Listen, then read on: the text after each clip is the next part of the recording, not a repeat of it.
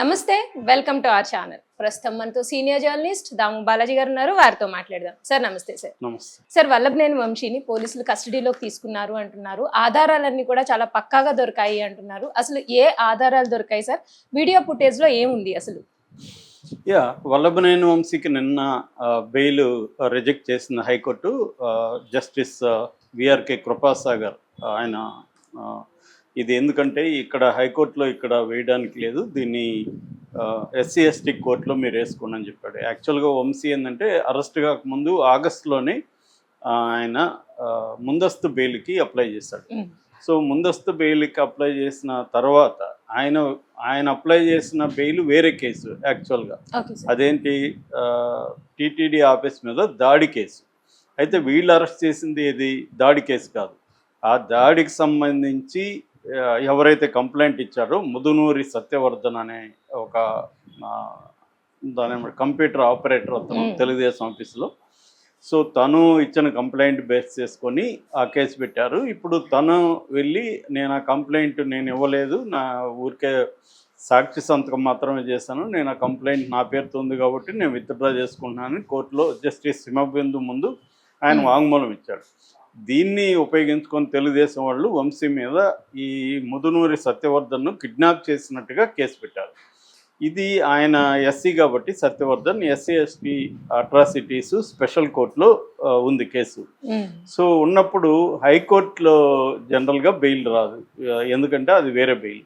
పైగా చంద్రబాబు ఏం చేస్తున్నాడంటే చిన్న పామునైనా పెద్ద కర్రతో కొట్టాలన్నట్టుగా ఢిల్లీ నుంచి లాయర్లు దింపుతున్నాడు ప్రతిదానికి. ఇక్కడ నిజానికి వంశీ కేసులో ఢిల్లీ నుంచి లాయర్లు అవసరం లేదు, కానీ గంటకి ₹1 కోటి తీసుకుంటున్నాడు అని చెప్పి సిద్ధార్థ లోత్రాని మేబీ చంద్రబాబుకి మేలు చేశాడు కాబట్టి ఆయన గవర్నమెంట్ తరఫున డబ్బులు ఎక్కువ ఇస్తూ పర్మనెంట్గా పెట్టుకున్నట్టు కనబడుతుంది. ప్రతి చిన్న బెయిల్కే మామూలుగా ఇది బెయిల్ వ్యవహారం, ఈ బెయిల్ దీంట్లో కూడా సిద్ధార్థ లోత్రా ఆర్గ్యూ చేస్తున్నాడు అంటే మనం అర్థం చేసుకోవచ్చు చంద్రబాబు పరిస్థితి. సో ఆ స్థాయిలో జరుగుతుంది కాబట్టి అంత ఈజీ కాదు అనమాట వీళ్ళకి బెయిల్ రావడం. ఎందుకంటే చంద్రబాబు ప్లాన్ ఏంటంటే పెద్ద లాయర్ని దించితే మామూలుగా ఇప్పుడు ₹1 కోటి ఎందుకు ఇస్తారు ఒక లాయర్కి ఎవరైనా, ఆ లాయరు వాదించే కేసులు పనిచేస్తాయి కాబట్టి కోర్టులను కూడా ఆయన ఇన్ఫ్లుయెన్స్ చేయగలిగాడు కాబట్టి ఆయన పెట్టుకుంటారు. లేకపోతే మామూలుగా పబ్లిక్ ప్రాసిక్యూటర్లు ఉంటారు. ఆల్రెడీ దీంట్లో కూడా మెండ లక్ష్మీ నరపతి అనుకుంటా ఆయన లక్ష్మీనారాయణ అని ఆయన ఉన్నాడు పబ్లిక్ ప్రాసిక్యూటర్, కానీ ఈయన్ని దించారనమాట రంగంలోకి. సో ఆయన వాదించారు. దీంట్లో వాళ్ళ ఆర్గ్యుమెంట్ ఏంటంటే ఇది అసలు దీనికి విచారణ అర్హత లేదు ఈ పిటిషన్కి అని. అది కరెక్టే, వంశీకి కూడా నాకు తెలిసి ముందే ఐడియా ఉంటుంది ఎట్లాగో బెయిల్ దీనికి సంబంధం లేదని. ఇప్పుడు ఆయన ఎస్సీ ఎస్టీ కోర్టులో బెయిల్ పిటిషన్ వేసుకోవాలి, అది వంశీకి సంబంధించి. అయితే నిన్న వీళ్ళు కస్టడీకి కూడా పోలీసులు అప్లై చేశారు కస్టడీ పిటిషన్. వాళ్ళ ఆర్గ్యుమెంట్ ఏమంటే, ఒకటి సీన్ రికన్స్ట్రక్ట్ చేయాలి, 2 వంశీ దగ్గర కొన్ని డాక్యుమెంట్స్ అవి కలెక్ట్ చేయాలి, మా దగ్గర కొన్ని ఆధారాలు ఉన్నాయి దాన్ని పెట్టుకొని మేము వంశీని ప్రశ్నించాల్సి ఉంది అనేది నాకు తెలిసి కస్టడీకి ఈరోజు ఇచ్చేస్తారు. ఎందుకంటే జనరల్గా పోలీసులు కస్టడీకి అడిగినప్పుడు రిజెక్ట్ చేయడం అనేది జనరల్గా జరగదు. చంద్రబాబును కూడా కస్టడీకి ఇచ్చారు పోలీసులు, కోర్టు, కాకపోతే జైల్లో విచారించమని చెప్పారు. ఇక్కడ అది జరగదు, ఎందుకంటే ఇతను ఎమ్మెల్యే కూడా కాదు కాబట్టి ఈయన ఖచ్చితంగా కస్టడీకి. కాకపోతే వాళ్ళు 1 వారం అడిగితే వీళ్ళు 4 రోజులు 5 రోజులు, అది పోలీసులకు కూడా తెలుసు, అందుకనే వాళ్ళకి 3 రోజులు కావాలంటే వారం అడుగుతారు. ఇవన్నీ అందరికి తెలిసిన వ్యవహారాలే కోర్టులు పోలీసులు ఇలా. సో ఇలాగా ఇతను అయితే ఖచ్చితంగా 3 నుంచి 5 రోజుల వరకు కస్టడీకి ఇచ్చే అవకాశం అయితే ఉంది. ఈ లోపల ఇంకొక పిటిషన్ వంశీ తరపున వేశారు వాళ్ళ అడ్వకేట్స్ పటాభి, దేవి సత్యశ్రీ అని. వాళ్ళు ఇదేంటంటే ఇతనికి ఒక బెడ్ కావాలి, తర్వాత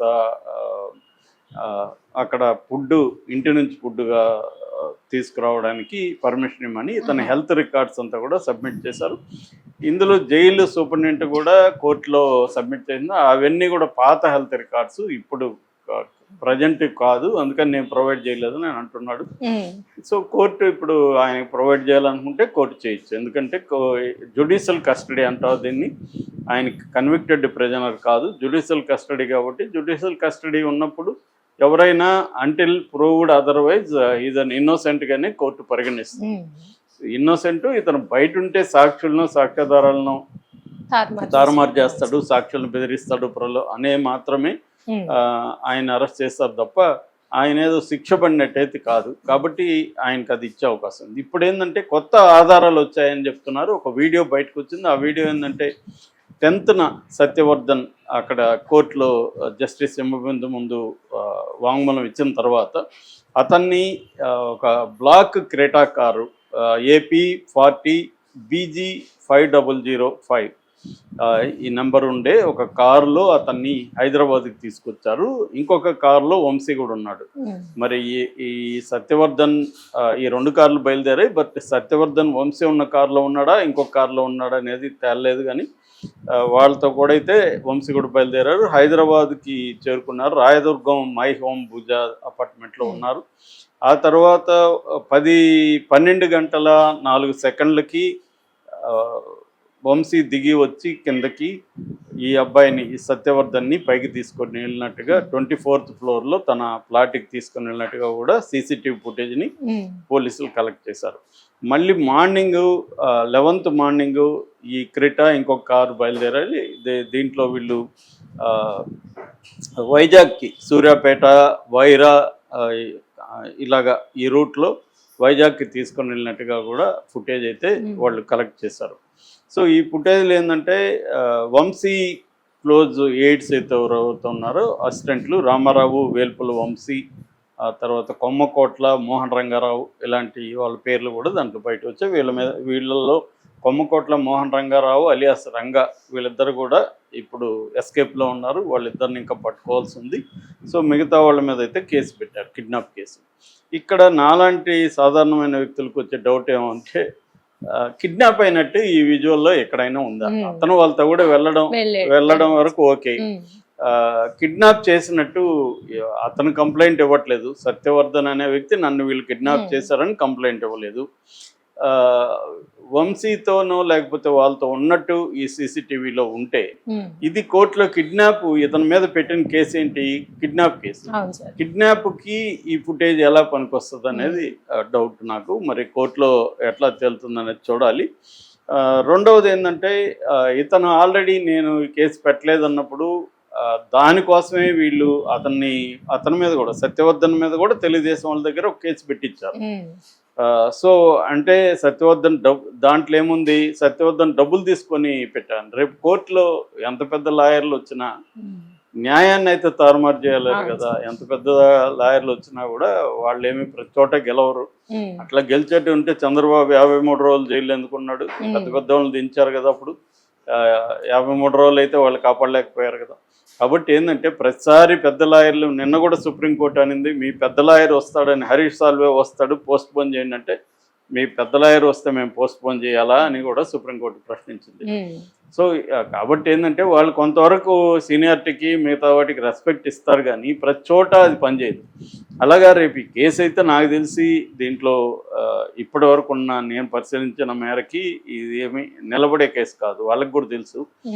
ఎందుకంటే వాళ్ళు కిడ్నాప్ కేసు ఈయన మీద పెట్టి మళ్ళీ అతనే కిడ్నాప్ అయితే అతని మీద మళ్ళీ ఇతను డబ్బులకు అమ్ముడు పోయాడని మళ్ళీ కేసు ఎలా పెడతారు? ఏదో ఒకటి కదా నిజం ఉండాలి. అతను డబ్బుల కన్నా అమ్ముడు పోయి ఉండాలి, కిడ్నాప్ అయినారని ఇతని మీద ఒక కేసు పెడతారు. మళ్ళీ ఆ అబ్బాయి డబ్బులు తీసుకొని సాక్ష్యం ఇది కేసుని విత్డ్రా చేసుకున్నాడు అని అతని మీద పెడతారు.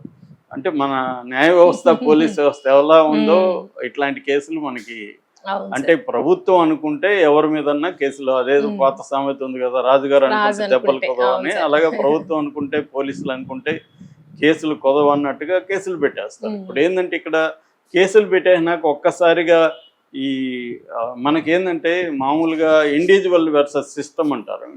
కాఫ్కా అనే ఆయన దీని మీద చాలా కథలు, నవళ్ళు రాశారు.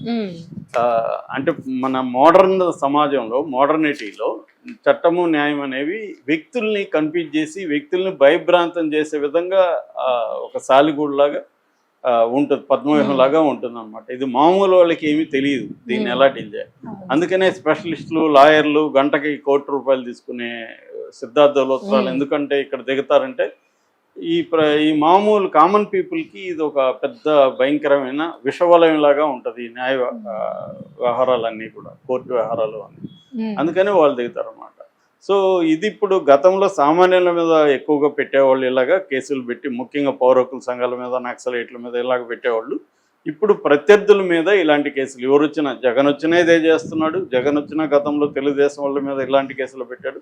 కాకపోతే జగన్కి చంద్రబాబుకి తేడా ఏంటంటే చంద్రబాబుకి వ్యవస్థల మీద ఉన్న పట్టు, ఆయనకున్న నాలెడ్జి జగన్కి లేదు. జగన్కి వచ్చే అవకాశం కూడా లేదు. ఎందుకంటే చంద్రబాబు నాకు తెలిసి ఇంకే రాజకీయ నాయకుడు కూడా ఈ స్థాయి ఇండియాలో లేదు.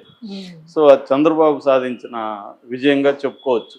అందువల్లనే ఆయన ఇట్లాంటి ఒక చిన్న బెయిల్ విషయంలో, ముందస్తు బెయిల్ విషయంలో కూడా సిద్ధార్థ లాతను దుంపుతున్నాడంటే ఆయన ఏ జాగ్రత్తలు తీసుకుంటున్నాడో మనకు అర్థమవుతుంది. Right sir, thank you sir.